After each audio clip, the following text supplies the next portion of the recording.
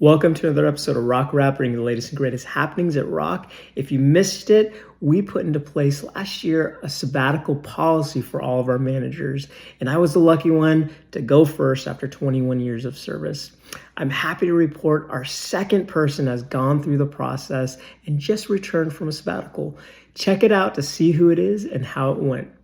Hi, my name is Gina Patterson, and I'm Director of Programs for Real Options for City Kids. I wasn't very familiar with what sabbaticals are and how you should make the best use of it. And so I wanted to make sure that my time was intentional and that I was clear on what this time was for and how was I going to return back to work after this experience.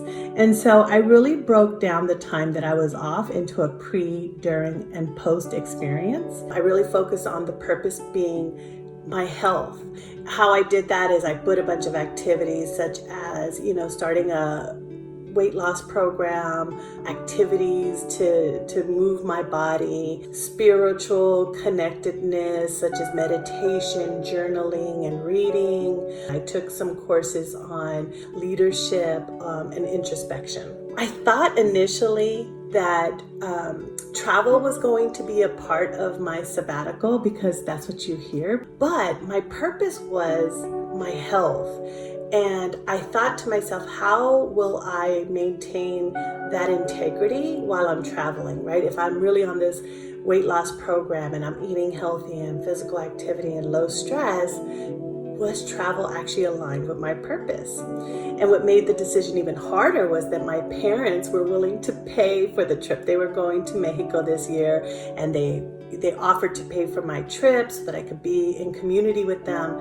And I really aligned with my purpose, and I said, no, I'm going to pass on this trip. And so I'm really grateful that I had that purpose statement to really keep me aligned with what I wanted to get done. I took advantage. I bike ride, I danced, I did art. I'm a new artist, which I'm very proud of. So right before it was time to come back, I set 1 to 2 days for what I call a self-retreat, a personal retreat where I was going to set intentions on how I was going to transition back to R.O.C.K. It was really important to do that because I wanted to maintain the boundaries that I had established during my time off, but I also wanted to come back and support the people, the managers, the students, the families, the principals in a healthy way.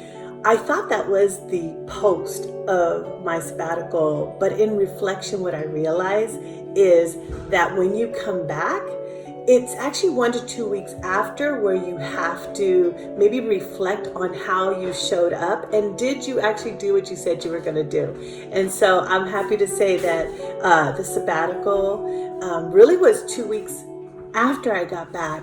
Where I called it the end because I was able to align with those goals.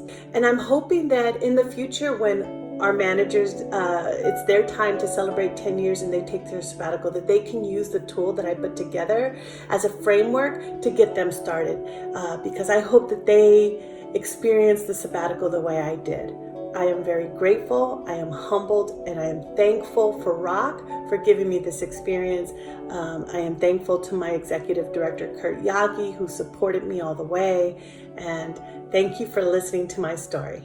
I'm so thrilled for Gina, and I'm excited for all of our managers who are going to follow her footsteps in the coming years. That's it for now. See you next time.